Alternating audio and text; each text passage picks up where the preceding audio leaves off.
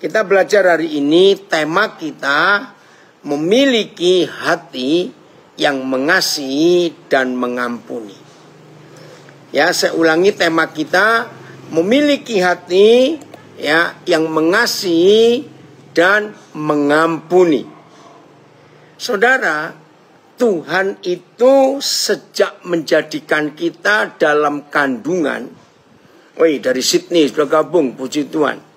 Saya ulangi ya, jelas ya, tapi Tuhan ketika menjadikan semua manusia sejak dalam kandungan itu sudah mendesain. Terima kasih Bu Melati, suara jelas ya. Sudah mendesain, sudah membuat, sudah menjadikan hati manusia itu untuk bisa selalu mengasihi dan mengampuni. Ingat ini, sejak kita dibentuk dalam kandungan, maka hati semua manusia itu sudah punya komponen-komponen, sudah mempunyai kekuatan, sudah mempunyai kemampuan untuk selalu mengampuni dan mengasihi. Itu sejak dalam kandungan. Nah, rupanya si jahat nggak suka kalau manusia memiliki sikap hati yang selalu mengasihi dan mengampuni. Lihat ini, setan nggak suka.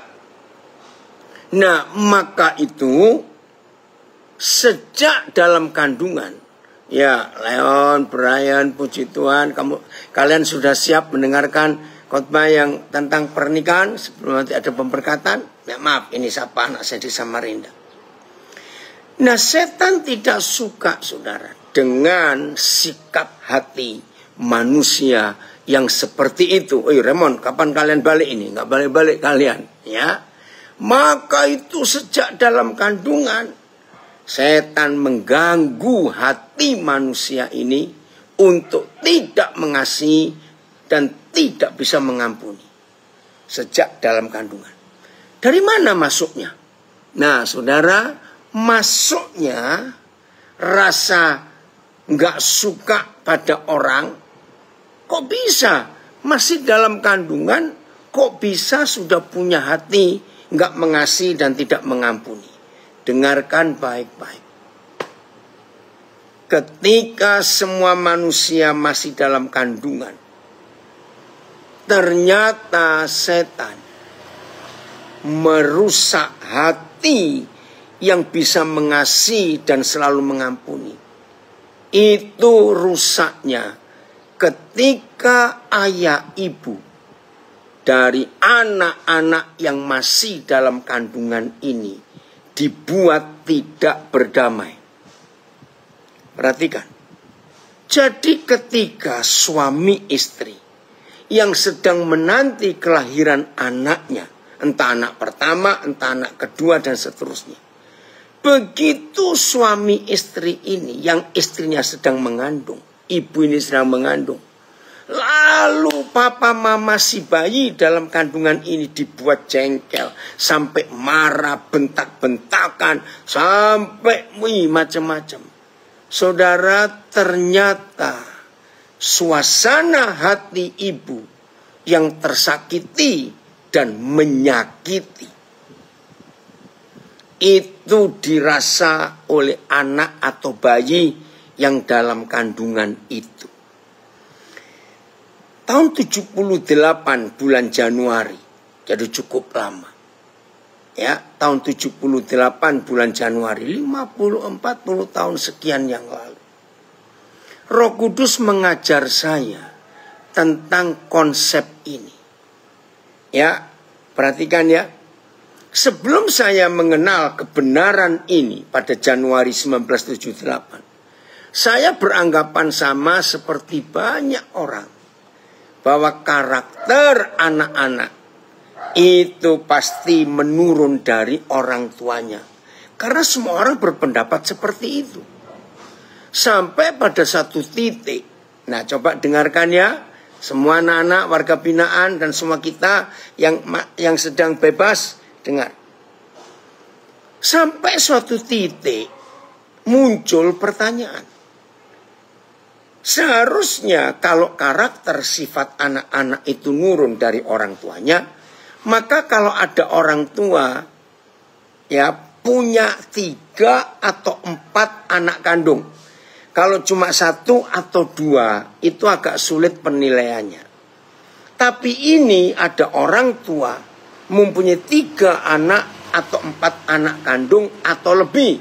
Perhatikan, seharusnya sifat karakter anak-anak dari satu bapak yang sama dan dari satu mama yang sama.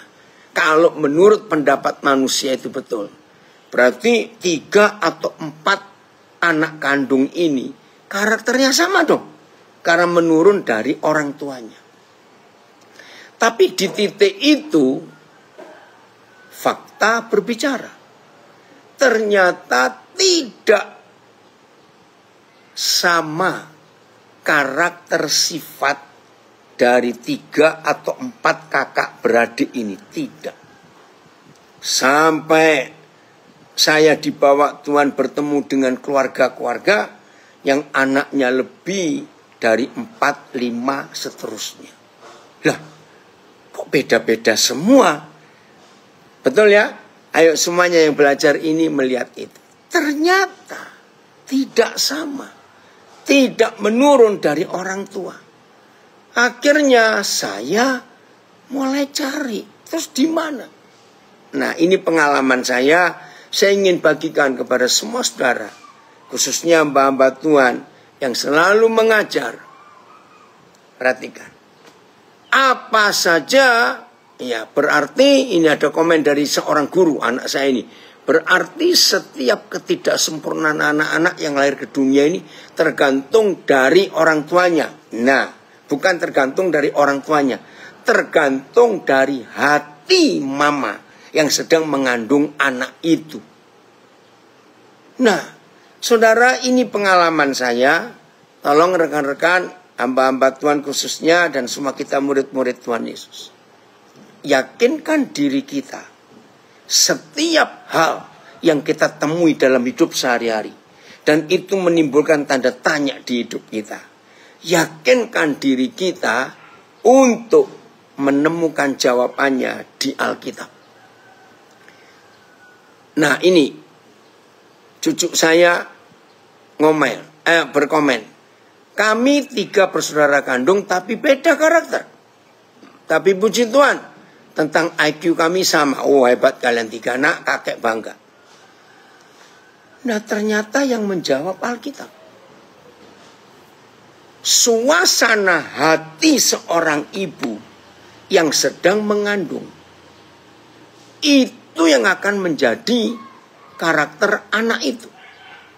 Saya percepatnya, bagaimana setan merusak kemurnian hati semua manusia yang sejak dibentuk oleh Tuhan dalam kandungan ibu kita, itu sudah memiliki kemampuan untuk bisa dan selalu mengasihi dan mengampuni. Saya ulangi lagi. Semua manusia sejak dalam kandungan itu hatinya sudah sedemikian rupa, itu pasti dan otomatis punya sikap hati yang selalu mengasihi dan mengampuni. Tapi setan gak suka, dan itu dirusak sejak dalam kandungan. Nah, ini contoh yang mengagetkan saya. Suatu saat saya ke kota A, ke desa B, ke tempat negara C dan sebagainya. Itu ada kasus-kasus yang unik. Ada bayi-bayi, ya perhatikan, ada bayi-bayi. Nah, maka itu mama-mama yang sudah punya anak lebih dari 2. Nah, tolong ya mama-mama ini dari Amerika, sudah gabung, Yul, perhatikan. Mama-mama, ibu-ibu yang sudah melahirkan anak lebih dari 2. Cek karakter anak-anak masing-masing. Ternyata karakter mereka itu adalah cerminan suasana hati ibu yang mengandung anak itu. Nah, begini kisahnya. Ada kasus-kasus nyata di sekian banyak keluarga, ya, beda-beda keluarga ini, ada bayi-bayi yang sejak bayi itu sudah nggak suka bapaknya. Namanya ayah, pasti ingin menyayangi anaknya. Tapi bayi ini tiap kali didekati bapaknya, wah dia gelisah, dia meronta. Apalagi ketika mau digendong, ini bayi bisa nggak suka. Bapaknya nunggu, oh mungkin tunggu umur sekian bulan. Sama, makin besar anak ini menunjukkan sikap yang tidak suka pada bapaknya. Bahkan ketika anak ini sudah di umur 4 tahun, 5 tahun. Kalau lagi tidur nyenyak, tiba-tiba bapaknya masuk untuk nengok si kecil yang lagi tidur ini dari berapa kasus. Tiba-tiba anak ini bisa kebangun dan menyatakan diri nggak suka bapaknya. Saudara, ini kasus ini saya temukan di beberapa keluarga.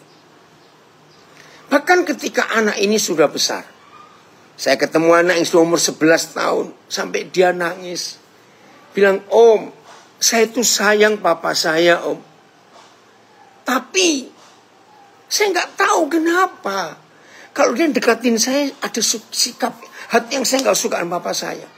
Padahal saya itu sayang dia, Om."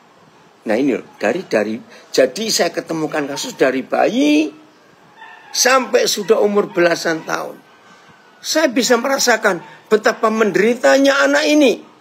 Woi, anak-anak saya dari Amerika, dari Texas. Charles, gimana Texas banjir besar itu? Sudah ada korban hampir 70 orang ya. Nah, saudara, akhirnya mau tidak mau saya menyelidiki. Ada apa? Kok bisa bayi-bayi bisa nggak suka bapaknya, bapak kandung?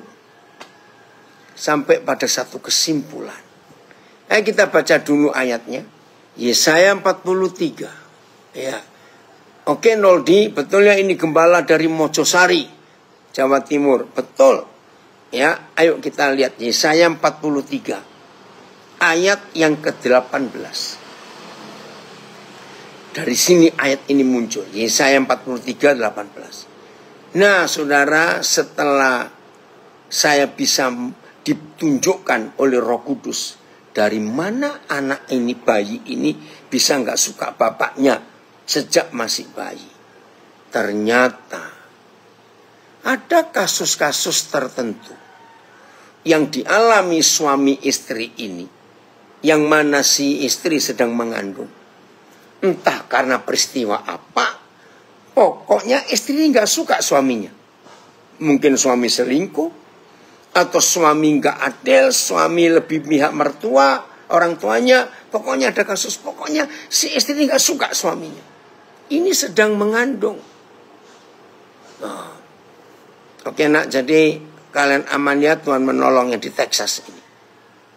Saudara, saya kaget.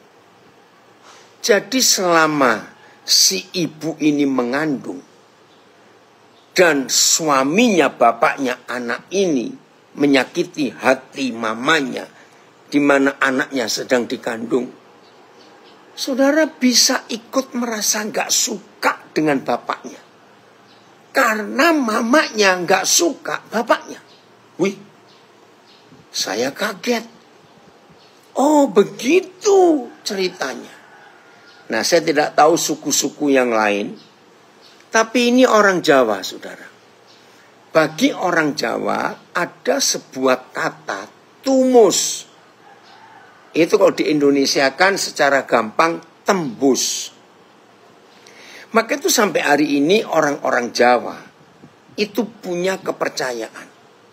Ibu yang sedang hamil, ini kepercayaannya, dilarang keras membersihkan ikan, apalagi motong-motong. Itu buat orang Jawa tabu. Ya, buat ibu hamil bagi orang Jawa, hati-hati kalau bicara. Hati-hati kalau ngomongin orang. Orang Jawa bilang itu tumus, tembus. Dan memang walaupun tidak 100% akurat, ya, tapi ada berapa kasus itu terjadi. Oh ya, Nah, ini ada kesaksian seorang ibu, betul sekali. 3 anak saya masing-masing punya cerita waktu mereka dalam kandungan. Dan karakternya benar-benar terbentuk. Nah, contohnya, ini ya pengakuan ya, kesaksian seorang anak Tuhan. Ini anak saya ada di Philadelphia, Amerika. Contohnya, anak sulung, waktu saya mengandung, saya rajin mengandung dia, saya itu rajin kerja dan ibadah. Jadilah anak seperti itu. Rajin ibadah, rajin kerja. Karena suasana hati mama. Terima kasih nak untuk kesaksian ini. Ini contoh. Wah, sejak tahun 78 itu sampai hari ini. Saya pegang kebenaran ini. Kali siapa yang kenal Alkitab? Sudah ada Yesaya 43:18. Dan ini luar biasa. Saya ketemu dengan sahabat-sahabat. Ya, oke Theo, Dedi senang. Ini dari Sydney gabung juga. Ketika saya ketemu, bisa tahu apa temanya. Nah, itu yang terlambat Tasikmalaya. Tolong ditulis temanya ya, saudara kali. Saudara, akhirnya saya menemukan jawabannya ada di Alkitab. Jadi karakter anak itu 100% apa yang dialami hati mama yang sedang mengandung. Yesaya 43 ayat 18. Firman-Nya, janganlah ingat-ingat hal-hal yang dahulu dan janganlah perhatikan hal-hal yang dari zaman purbakala. Roh Kudus memberi saya pengertian ini. Mengapa Bapa di surga menjelaskan dengan 2 kata waktu yang berbeda? Hal-hal yang dahulu dan hal-hal yang dari zaman purbakala. LP mana yang suaranya? Oke, sudah ya. Nah, kenapa? Ya, ada yang mengingatkan hal-hal yang dahulu dan hal-hal dari zaman purbakala. Ya, saudara, saya percepat waktunya. Ternyata hal-hal yang dahulu dalam hikmat Roh Kudus itu adalah kejadian setelah kita lahir. Gitu ya. Nah, ini ada kesaksian lagi nih, saya baca dulu ya. Saya juga begitu waktu hamil anak pertama. Sekarang memang anaknya kerjanya bagus dan aktif dalam ibadah juga. Kalau anak kedua, waktu saya mengandung saya merasa sangat santai. Dan memang anaknya dalam bekerja itu jadinya santai, slow. Nah, itu dia. Jadi suasana hati mama yang sedang mengandung anak itu yang dirasakan. Itu tembus sampai ke anak itu. Nah, Yesaya 43 ayat 18 menolong kita untuk mengerti. Nah, masa purbakala itu masa ketika kita masih dalam kandungan. Purbakala itu masa yang jauh sekali. Ya, karena sejak kita masih dalam kandungan, kita belum diukur dengan waktu hidup. Jadi nggak dihitung, itu zaman purbakala. Ternyata ibu bapak saudara-saudara, semasa dalam kandungan pun, semua bayi itu mendengar apa saja yang di luar dia. Itu terekam di memorinya. Nah, kesaksian lagi. Satu lagi. Waktu saya ambil anak kedua, asam lambung naik terus. Sampai lahir. Dan anak tersebut memang jadi punya asam lambung berlebihan sejak usia kecil. Ini loh. Sampai fisik pun bisa ngikuti ritme mamanya waktu dalam kandungan. Jadi hebat firman ini, saudara. Maka itu, saudara, sejak saya mengerti firman ini, tiap kali saya ketemu ibu hamil, kenal maupun gak kenal, saya akan cerewet. Jaga hati ya, ibu. Jangan ada dendam, kecewa dengan mertua, dengan suami, dengan ipar, dengan saudara, dengan teman. Nanti anak ibu akan ikut dendam. Oh, begitu luar biasa. Nah, inilah bukti bahwa ketika Tuhan menjadikan setiap manusia itu sempurna, hatinya sudah punya komponen, hatinya sudah punya kemampuan untuk selalu mengasihi dan selalu mengampuni. Tapi dirusak. Aduh. Maka yuk kita jaga-jaga dalam hidup ini. Supaya hati yang selalu mengampuni dan selalu mengasihi itu ada sampai kita tua, sampai akhir hidup kita. Nah terus bagaimana kalau sudah terlanjur salah? Tetap ada jalan keluar. Yang pertama kita tahu, kuasa darah Tuhan Yesus sanggup membersihkan, sanggup memulihkan. Itu kuasa darah Yesus. Izinkan firman-Nya. Yang kedua, setelah kita mengaku salah, minta ampun. Lalu yang kedua, izinkan firman-Nya membersihkan kita. Oke. Horas Amang Siombing, senang sekali bisa bergabung. Betul nak? Selalu merasa diberkati di mana dengan apa yang dibagikan. Haleluya. Yang pertama, minta ampun, mengaku salah. Maka darah Yesus menyucikan. Kita baca ayatnya 1 Yohanes 1 ayat 9. Mudah, asal kita mau mengaku. Ayo 1 Yohanes 1 ayat yang ke-9. Ini yang pertama. Langkah pertama, kalau ada di antara kita tahu bahwa sejak masa dalam kandungan ibu kita ngalami hal yang gak enak. Ini jaminannya. 1 Yohanes 1 ayat yang ke-9. Tunggu.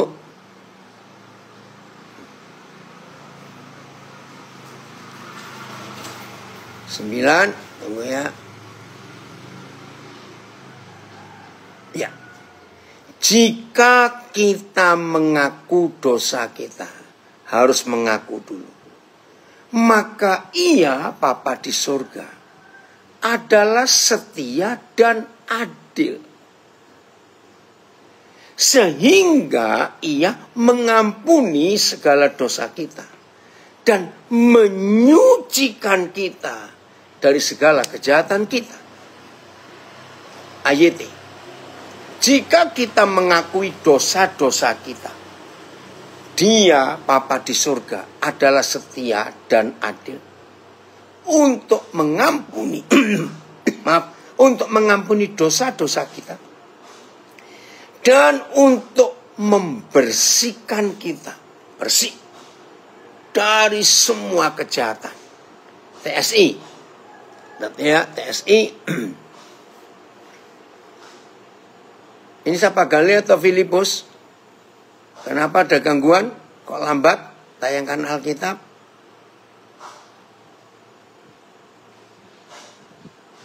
Kenapa lambat?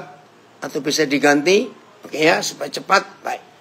Sebaliknya, ini TSI. Sebaliknya. Loh, kok hilang? Ada gangguan? Oke, kita lihat ya. Masih 1 Yohanes 1 ayat 9, sekarang TSI-nya. Masih loading. Sebaliknya, bila kita mengakui dosa-dosa kita kepada Tuhan, maka sesuai janjinya, Tuhan yang maha adil dan setia, itu pasti mengampuni kita. Pasti, terima kasih. Haleluya. Bapa pasti mengampuni kita dan membersihkan kita dari setiap perbuatan jahat yang sudah kita lakukan. Saudara-saudara, ini langkah pertama. Kalau ada di antara kita sedang dirusak hatinya oleh si jahat sejak dalam kandungan, sehingga kita sulit mengasihi dan sulit mengampuni, ayo hari ini kita mengaku bertobat. Bapa itu setia dan adil. Dia mengampuni kita dan Dia membersihkan kita. Haleluya, terima kasih Bapak. Langkah kedua, yang bisa membuat kita bersih hidup ini, ya kalau badan kotor, tubuh kotor, ya mandi, pakai sabun yang benar, maka kita bersih. Tapi kalau hati kita yang kotor, ini istilah saya, jangan minum sabun, nggak bisa. hati yang kotor, mulut yang kotor, nggak bisa dicuci pakai sabun. Maaf, jangan tersinggung. Lalu bagaimana? Yohanes 15 ayat 3. Ternyata ada satu-satunya deterjen, satu-satunya pencuci yang bisa membersihkan hati dan pikiran kita. Itu bukan sabun merek A, B, C, tapi hanya firman. Yohanes 15 ayat yang ketiga. Terima kasih Bapak. Ya, Yohanes 15 ayat yang ketiga. Jadi langkah pertama, mengaku dosa. Maka apa pasti ada nadil, dihapuskan, dibersihkan.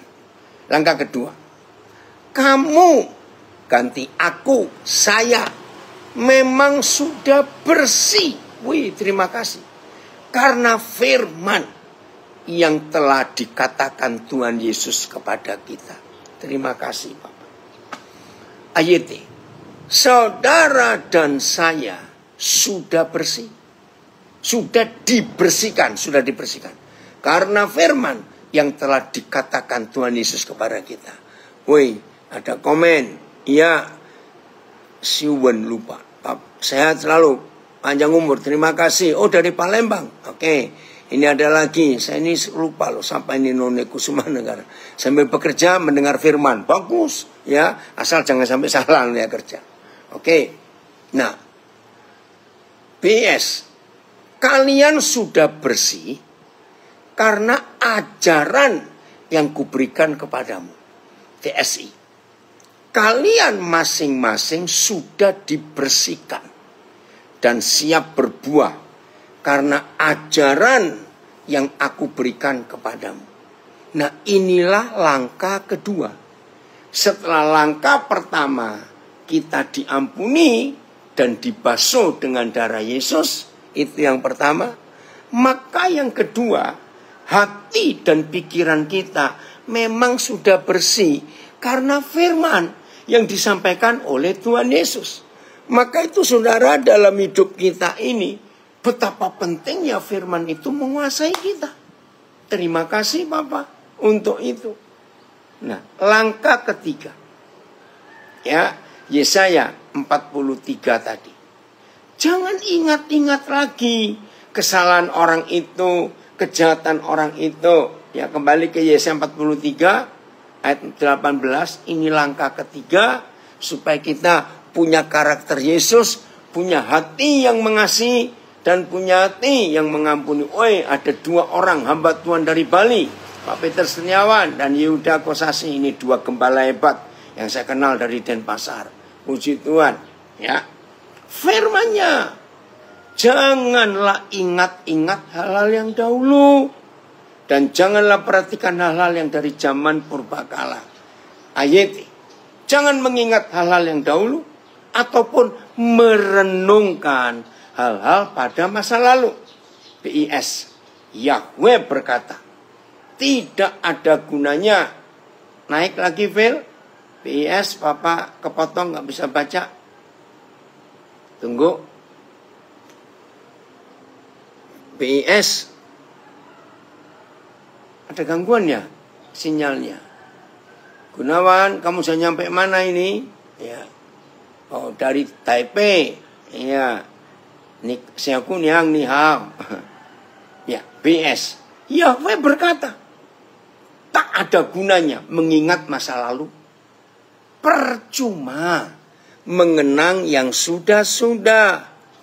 Ini luar biasa firman Tuhan. Percuma. VMD. Jadi, VMD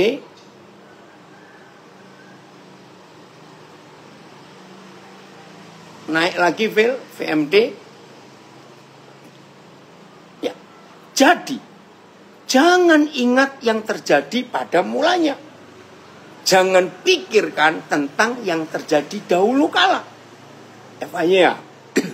Tetapi, lupakanlah semua perkara yang dulu, karena hal-hal itu belum seberapa dibandingkan naik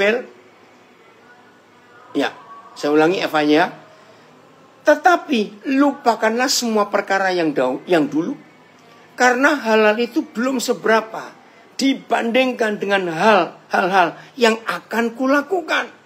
Wah, Ping-an, Zakuniang, Sese. Ya. Saudara perhatikan ini. Jadi Papa minta untuk langkah ketiga, supaya hati kita yang sudah rusak oleh kejahatan itu dipulihkan.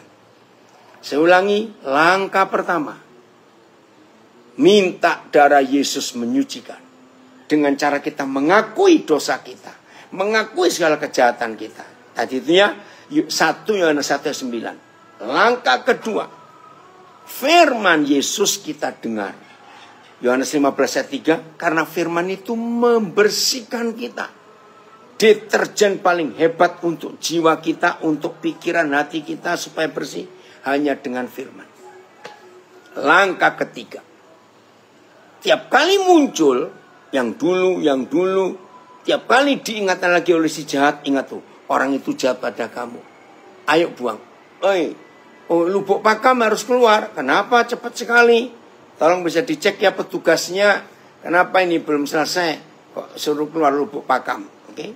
Jadi langkah ketiga, tiap kali muncul langsung kita berkata, setan sorry, aku nggak mau ingat lagi yang dulu, karena Tuhan sudah mengampuni aku dan Tuhan sudah memulihkan hubungan kami semua. Jadi tiap kali setan masuk mengingatkan, selalu berkata yang dulu. Hai Clay, gimana operasimu sudah berhasil? Ya, mujizat terjadi untuk kamu ya Clay. Opa doakan kamu ini cucu saya. Baru dibonceng temannya, dia jatuh patah tulang tangannya. Oke? Inilah 3 langkah yang Tuhan sediakan untuk hati yang sudah rusak. Yang mana hati pertama kita itu dijadikan hati yang mudah mengasihi, hati yang selalu mengampuni. Tapi setan merusak sejak kita masih dalam kandungan. Terima kasih Bapak untuk firman-Mu ini yang membuat kita bisa jadi pemenang yang luar biasa. Haleluya. Itulah Tuhan kita. Nah sekarang ayat 19 Yesaya 43. Setelah kita diampuni, setelah kita dibersihkan, setelah kita dipulihkan, apa harus kita buat? Ya, Yesaya 43 ayat yang ke-19. Oke. Operasinya besok Clay, bukan hari ini. Ya Tuhan tolong ya, mujizat terjadi. Yesaya 43 ayat 19. Wah hebat sekali Papa kita. Setelah hati kita pulih, setelah semua dosa dihapuskan, semua kesalahan diampuni. Haleluya. Ini Papa kita, Tuhan sediakan. Lihat. Terima kasih Papa. Aku hendak membuat sesuatu yang baru. Berarti belum. Karena hendak. Ya, AYT. Lihatlah. Aku akan melakukan satu hal baru. Akan. Ya. TL. Bahwasanya aku kelak mengadakan suatu perkara yang baru. PS. Perhatikanlah. Aku membuat sesuatu yang baru. Ya. Nah saudara, ini belum terjadi. Kembali ke terjemahan baru aja. Ya. Ini belum terjadi. Karena Papa bilang aku akan. Berarti ada yang Papa tunggu. Lihat. Aku hendak membuat sesuatu yang baru. Yang sekarang sudah tumbuh. Belumkah kamu mengetahuinya? Nah saudara. Inilah cara. Setelah semua dosa kita dihapus. Semua kejahatan kita diampuni. Kita dibersihkan. Dan kita nggak mau ingat-ingat yang dulu lagi. Maka Papa sedang menyiapkan sesuatu yang baru. Jadi Papa minta yang lama jangan dipegang terus, udah lepaskan. Ada yang baru. Saya cuma cerita ya. Yang namanya manusia termasuk saya itu nggak sedikit ya, lumayan sering dituduh, difitnah, digosipkan. Oh, metro ruangannya dipakai. Wah sayang, maunya tunggu kamu doa lagi atau pujian lagi. Oke, selamat yang di metro. Ya, saya cerita, saya. Yang namanya manusia. Ya, Oke ya, sukses jadi berkat kalian. Yang namanya manusia itu pasti ya, saya ngalami. Saya dituduh, saya difitnah, saya dikata-katai, ya, saya di macam-macam lah. Bahkan nggak sedikit, puji Tuhan nggak banyak kok, tapi nggak sedikit juga. Teman-teman saya, hamba Tuhan, pendeta, ya saya terima saja. Ya, tuduhannya macam-macam, wah, gosipnya sudahlah. Puji Tuhan. Saya tidak pernah mengingat dan saya nggak pernah menyimpan. Nggak pernah. Saya punya prinsip, waktu akan membuktikan. Saya ulangi, waktu akan membuktikan. Jadi saya nggak perlu bela diri. Jadi rekan-rekan, saudara-saudara, anak-anak saya yang sudah mengalami fitnahan, yang mengalami tuduhan, mengalami hinaan dan semua, sudah diam. Jangan bereaksi, diam. Seperti Tuhan Yesus jadi domba bisu, diam. Percayalah, Tuhan akan bekerja dengan caranya yang luar biasa. Sungguh. Dan bersyukur juga, saya tetap kalau ketemu mereka yang menjelekkan saya nggak pernah ada jarak, nggak pernah.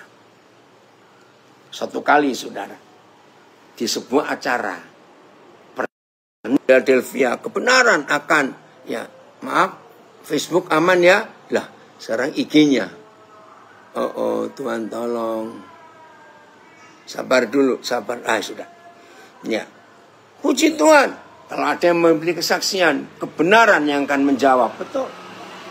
Nah, jadi di suatu acara pernikahan, kebetulan saya datang, karena pengantinnya minta untuk saya hadir.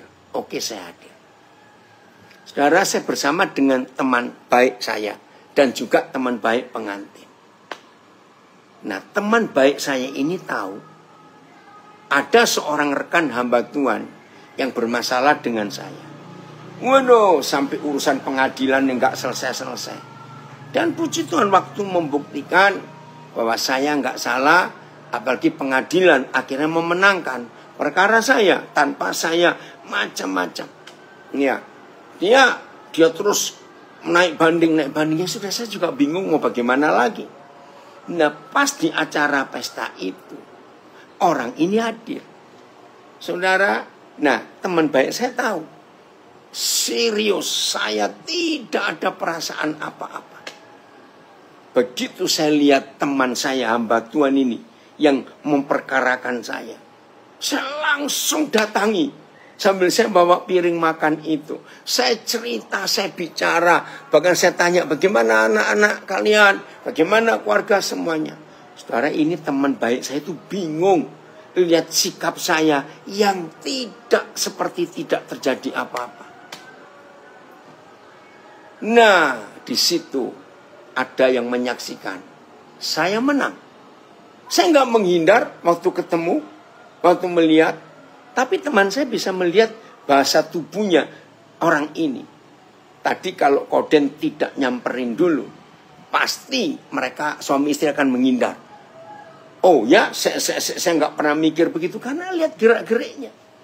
Saudara, ini loh kemenangan yang luar biasa. Jadi saya nggak pernah menyimpan sakit hati atau dendam. Ya, berbahagialah setiap kita. Nah, itulah komponen yang Tuhan ciptakan dalam hidup kita. Terima kasih Papa untuk kebenaran-Mu yang luar biasa ini. Dan hidup yang seperti ini nggak akan ada penyakit yang bisa mengganggu kita. Nggak ada. Karena hatinya bersih, pikirannya bersih, hidupnya bersih. Tidak terpengaruh oleh perbuatan siapapun. Tetap beres di hadapan Tuhan. Oh, dari Padang harus keluar juga. Oke, Tuhan memberkati ya. LP Padang, kelas 2A. Yakin nggak? Kalau saudara hidup seperti ini, wah bahagia sekali. Woi, dari New Jersey. Selamat malam yang di sana ya. Oke, Kesia, senang sekali bisa ikut hadir untuk belajar. Salam buat Bernard, salam buat serafim khususnya. Yakin ya? Wah, hidup seperti ini tuh lega sekali saudara. Nggak ada tekanan, nggak ada beban, nggak ada apa-apa. Beres, betul-betul luar biasa. Nah sekarang kita melangkah di bagian terakhir. Jangan pernah lalai. Kalau hari ini, ya, kalau hari ini saudara dan saya bisa menang atas sakit hati dan tetap bisa mengasihi untuk mengampuni. Ingat, ini belum selesai. Ingat, setan si kunyuk itu nggak pernah mau melepaskan kita untuk bebas selamanya. Akan diganggu lagi. Akan diganggu lagi. Betul Eka, ini luar biasa. Papa mengalami kemenangan yang hebat sekali. Nah, jadi jangan kita lalai atau lengah. Ketika kita sudah menang hari ini, ingat, setan gak pernah mau bebaskan kita. Akan dicoba lagi. Nah, sampai kapan? Sampai setan bosan ganggu kita. Karena kita nggak mempan dibuat sakit hati oleh karena perbuatan si A, si B, dan seterusnya. Nah, disitulah kita akan bersyukur menang bahwa kita tidak bisa diganggu lagi oleh mereka. Maka itu ini penting sekali. Kita lihat ayat ini supaya kita berjaga-jaga ya. Kalau kita sudah menang, awas jangan lengah. Lukas 4 ayat 13. Lukas 4 ayat 13. Oke Jelvin, ini anak saya dari Halmahera Utara. Puji Tuhan. Ayo Lukas 4 ayat 13. Oh Pontianak kelas 2A baru hadir. Oke. Lihat ini. Lukas 4 ayat 13. Jangan main-main ini ya. Lukas 4 ayat 13. Sesudah iblis naik lagi ya. Sesudah iblis mengakhiri semua pencobaan itu, iblis mundur daripada Yesus. Tapi kurang ajarnya dan menunggu waktu yang baik. Kurang ajar gak ini? Setelah iblis selesai mencobai Yesus, ia pergi meninggalkannya dan menunggu kesempatan yang lain, TSI-nya. Sesudah iblis selesai mencobai Yesus, TSI-nya naik, coba TSI. Oh ya, dari Bangko tanya, apakah termasuk kami yang di penjara ini yang akan dicobai? Oh iya, iblisnya nggak rela, betul. Maka itu hati-hati, ya. TSI, sesudah iblis selesai mencobai Yesus dengan berbagai cara, dia pun pergi meninggalkan Yesus dan ingat ini, menunggu kesempatan yang lain. Kurang ajar. Bayangkan kalau kepada Tuhan Yesus saja setan berani tunggu waktu yang baik. Apalagi kepada kita. Oh, jangan kalah. Woi, dari Semarang. Saya lagi belajar melepaskan anakku lanang setelah menikah. Saya bersyukur pilihanku tepat karena tetap fokus dengan kebaikan Tuhan. Amin. Anak sudah dewasa ya sudah, nggak usah diganggu karena mereka punya rumah tangga sendiri. Ayo belajar. Nah, saudara, kita tahu ini loh hati-hatinya. Ya, kita tidak boleh kalah. Tapi bersyukur kalau kita bisa menang. Setan lama-lama capek. Dari Medan, betul, sangat setuju. Kalau kita mengampuni dan melupakan yang dulu-dulu, hidup jauh lebih tenang dan sejahtera. Yang untung malah diri sendiri, setuju. Bukan orang lain saat kita mengampuni. Terima kasih, betul. Jadi kalau kita bisa mengampuni kesalahan orang dan melupakan, ya, nggak ada lagi bekasnya pun tidak. Hidup ini sehat, hidup ini sejahtera, hidup ini luar biasa, serius. Maka kita nggak akan stres lagi dalam hidup ini. Nah, sekarang bagaimana cara kita bisa selalu mengampuni? Puji Tuhan, Ada cara, maaf ya, saya minum dulu. Ada cara yang paling mudah untuk kita bisa selalu mengampuni. Maaf.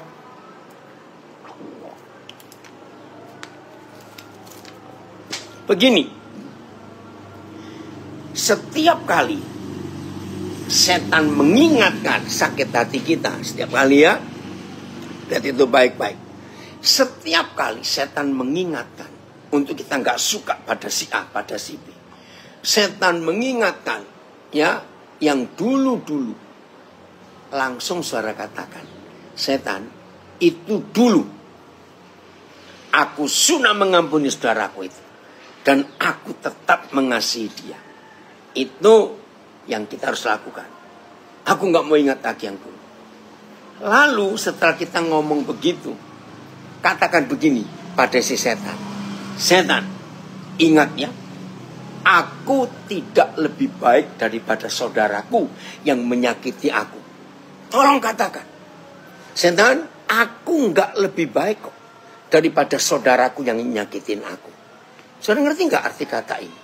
Kalau saudara dan saya bisa selalu jujur loh berkata, saya selalu jujur. Hei setan, aku nggak lebih baik kok dari dia. Maka itu aku sadar. Kalau aku yang nggak lebih baik dari dia, Tuhan ampuni. Maka aku pun harus mengampuni saudaraku yang jauh lebih baik daripada aku. Itu dia. Oke, Opa nggak tahu siapa ini. Ya, ada yang tanya, puji Tuhan Opa, saya selalu berusaha mengampuni kejahatan orang lain dan mengingat saja kebaikan orang yang menyakiti hati saya Opa. Karena satu kejahatan bisa membuat 1000 kebaikan dan yang kita buatkan. Oh amin. Opa lupa ini siapa kamu. Nah, oke ya. Galan, maaf ini papa masih belum sempat lagi ya untuk ngurus kamu, sabar dulu nak. Nah dari sini kita belajar. Ternyata selama kita mengingat bahwa kita tidak lebih baik daripada saudara kita yang buat salah, ternyata mengampuni itu mudah. Ya memang kita lebih jelek kok dari dia. Tapi kalau kita balik, aku masih lebih baik dari kamu. Nah, beda lagi. Kita jadi sombong, kita jadi jahat. Kalau kita merasa kita lebih baik dari dia, susah kita mengampuni. Tapi kalau kita sadar, aku nggak lebih baik dari dia, berarti aku lebih jahat. Maka untuk mengampuni itu mudah. Itu dia. Nah, ada yang tanya, kalau sudah ngampuni malas ketemu, berarti belum ngampuni. Kalau sudah ngampuni, ketemu itu nggak ada masalah apa-apa. Kita bisa tertawa-tertawa, bisa cerita-cerita. Maka itu, ayo kita selalu mengampuni. Gampang toh kalau begitu, saudara. Selalu ingat bahwa aku lebih jahat dari dia. Aku nggak lebih baik dari dia. Ya sudah, kita nggak usah dendam terus kalau sudah begitu. Percayalah, Tuhan akan mampu menolong kita untuk terus selalu dan selalu mengampuni. Oh, terima kasih Bapak untuk konsep yang luar biasa ini, sehingga setan tidak punya kesempatan lagi untuk mengganggu kita. Nah, kalau ini semua kita lakukan, maaf ya Galan, Bapak sedang berusaha terus ini. Kalau ini kita lakukan, sepanjang umur hidup kita, hati kita akan selalu bisa mengasihi dan selalu bisa mengampuni. Serius. Maka kalau kita punya hati yang mudah mengampuni dan selalu mengasihi, wah hidup ini luar biasa. Oke, sebelum saya akhiri, Gali, coba cerita kenapa pilih tema ini. Siapa yang milih, Gali atau pilih bos? Saya pilih. Oke, coba ceritakan. Ya, kenapa saya memilih tema ini? Yang temanya memiliki hati yang mengasihi dan mengampuni. Terlihatnya sih gampang ya, katanya itu gampang. Cuma setiap kita itu kadang untuk melakukannya itu sangat susah sekali, sangat sulit sekali. Apalagi mengampuni orang yang bersalah pada kita semua. Kenapa saya memilih tema ini? Supaya kita semua ini belajar bagaimana ya kita ini bisa memiliki hati seperti Bapa, mengasihi dan mengampuni. Sebab jika kita memiliki hati yang mengasihi dan mengampuni, otomatis setan pun, si kunyuk itu yang mengganggu kita pun juga pasti akan lama kelamaan pasti akan bosan. Betul, betul sekali. Bahkan dia pergi. Kita memiliki hati yang mengasihi dan mengampuni. Itu yang sangat tidak disukai si kunyuk alias si iblis. Jadi mari buat saudara-saudara, ya, ketika kita memiliki musuh, kita ada orang yang membenci kita, ampuni mereka, kasihi mereka, sebab jika kita ingin menang, dua hal ini tanam dalam kehidupan. Memiliki hati yang mengasihi dan mengampuni, sudah pasti setan pasti akan pergi. Ya, mungkin begitu, Wapi. Betul sekali, betul sekali. Terima kasih. Jadi artinya semua kita pasti bisa. Ya, tidak ada yang tidak bisa. Ayo, yang masih merasa aku nggak bisa. Hari ini harus paksa diri untuk kita bisa selalu punya hati yang mengasihi dan mengampuni. Hidup seperti itu akan bahagia sekali, saudara. Oke ya, ayat terakhir. Ini perintah Tuhan Yesus. Kita tidak bisa menolak perintah ini karena ini perintah. Kalau kita melawan, rugi besar. Kita nggak akan punya dampak atau akibatnya. Ya, Matius 6 14 dan 15. Matius 6 ayat 14 dan 15. Kita lihat ayat ini. Tunggu. Matius 6 ayat 14 dan 15. Terima kasih Bapa, Engkau memberikan kami kemampuan, kekuatan. Karena jikalau saya, ganti saya ya, mengampuni kesalahan orang, maka Bapa saya yang di surga akan mengampuni saya juga. Ayat 15. Tetapi, hati-hati ini ya. Tetapi, ayat 15. Tetapi jikalau saya tidak mengampuni orang, Bapak saya juga tidak akan mengampuni kesalahan saya. Ngeri nggak saudara kalau ini terjadi dalam hidup kita? Jadi kalau kita tidak punya hati yang mengasihi dan hati yang mengampuni, berarti Bapa di surga pun tidak mengampuni kita. Nah, kalau dia tidak mengampuni kita, berarti status kita tetap sebagai orang yang berdosa. Oh, Tuhan tolong. Jangan sampai status kita tetap sebagai orang yang berdosa. Tidak. Inilah kehebatan. Kalau hati mengasihi dan hati mengampuni, itu selalu ada dalam kehidupan kita. Wah, hidup ini akan bahagia sekali. Setuju ya? Ayo mulai hari ini semua kita mengalami perubahan dalam hidup. Karena Tuhan sayang kita semuanya. Terpujilah Tuhan. Untuk segala sesuatu itu hebat sekali. Saya beri kesaksian ya. Nanti jam 12 WIB bersama istri saya, kami akan menikahkan salah seorang anak. Saudara, anak ini luar biasa. Saya ketemu dia ketika dia lulus SMP. Jadi kelas 3 SMP ada di sebuah panti asuhan di Bandung, di Jalan Pajajaran. Saya nggak kenal. Ringkas cerita, di panti asuhan itu kalau sudah lulus SMP harus keluar karena kapasitas terbatas. Nah, tapi anak ini nggak ada yang mau ambil.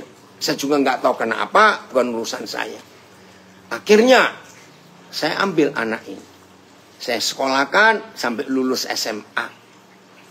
Nah, lulus SMA, saya tanya, kamu mau kuliah nggak? Mau. Dia mau, ya udah, saya kuliahkan. Nah, kembali kepada ketika saya ketemu pembimbingnya, pengasuhnya, saya tanya, jadi ini anaknya siapa? Pengasuhnya bilang, kami tidak tahu, Pak. Kami dapat anak ini setelah lulus SD dari salah satu kota di Sulawesi Selatan. Ya. Nah, pengurus panti asuhan itu sama-sama yayasan dengan kami. Pagi-pagi menemukan anak ini bayi, nggak tahu usia berapa tapi masih sangat bayi, belum sebulan usianya, di dalam sebuah kardus. Oh ya, nah akhirnya saya lapor polisi semua, tidak ada yang ngakui. Sampai sekian waktu, ya udah, akhirnya diasuh di panti asuhan itu. Lulus SD harus ke kota Bandung ini. Lulus SMP harusnya ada yang ngambil, tapi nggak ada. Puji Tuhan, saya ambil dia. Lulus S1, saya tawarkan dia, mau nggak kamu ikut papa ke Papua? Tinus, apa kabar? Saudara, rupanya anak ini mendengar kata Papua, gentar. Ya udah, saya nggak maksa. Hilang dia, saudara. Saya nggak tahu ada di mana. Sampai 3 tahun. Ganti nomor, nggak ada yang bisa dihubungi. Nah sekarang saya juga nggak bisa menghubungi karena dia nggak punya keluarga kok. Saya cuma berdoa, Tuhan, saya sayang anak ini, tapi saya nggak tahu ada di mana. Lewat tahun ketiga, belum sampai tahun keempat. Tiba-tiba dia kontak, Pak, maafkan saya. Loh, kamu di mana? Saya di Medan, Pak. 3 tahun itu saya pindah-pindah tempat. Saya sengaja menghindari papa. Oke, papa nggak mau maksa kamu. Terus sekarang gimana? Saya mau balik, Pak. Ya puji Tuhan. Saudara, akhirnya saya bawa dia ke Nabire. Untuk melihat apa yang Tuhan kerjakan lewat kami. Ya mau nggak mau dia jadi anak kami. Karena kami papa mamanya. Karena dia nggak tahu anaknya siapa. Setelah sekian waktu nggak lama dia di Nabire, dia melihat perkembangannya. Nah, salah satu pimpinan di sekolah kami. Kalau kamu melanjut S2, nanti jadi dosen karena kami punya perguruan tinggi di sini. Ditawari mau. Nah, dia kembali kuliah di Bandung, ngambil S2. Wah, luar biasa. Lulus S2, kami bawa balik ke Nabire. Gabung di STIMIK, Sekolah Tinggi Manajemen dan Informasi. Saudara, kami semuanya kaget. Ternyata anak ini dosen. Ya, maaf ya Facebook gangguan. Ternyata, wah ini IG-nya tunggu. Maaf. Nah, sudah. Jadi ketika dia baru datang gabung di sekolah tinggi kami ini, wah dia membuat perlombaan yang luar biasa di kampus ini. Wah, dia disayangi oleh mahasiswa-mahasiswa ini. Nggak nyangka juga. Dalam waktu nggak lama, dia ketemu jodohnya. Hari ini, anak ini akan menikah. Nanti, ini sekarang jam berapa ini ya? Jam berapa ini sekarang? Oke. 2 jam lagi. Anak ini akan menikah. Luar biasa. Ini bersyukur kepada Tuhan. Bangga sekali. Untuk melihat anak yang gak tahu latar belakangnya dari mana. Tapi Tuhan angkat dia sungguh-sungguh. Nah itu saya mengampuni. 3 tahun hilang. Saya gak nuntut dia untuk bayar lagi. Karena saya sudah biayai dia SMA 3 tahun, kuliah 4 tahun. Nah saya punya hati untuk mengampuni dia. Ya ini sungguh-sungguh luar biasa. Jadi bahagia kalau kita hidup seperti ini. Berbahagialah semua kita. Kalau selalu hati kita selalu mengasihi dan mengampuni, dunia akan jadi sama seperti surga. Tuhan memberkati kita semuanya. Yang Facebook, Instagram bisa ikut nantinya jam 12 WIB. Ya. Oke. Shalom. Jadilah orang-orang hebat.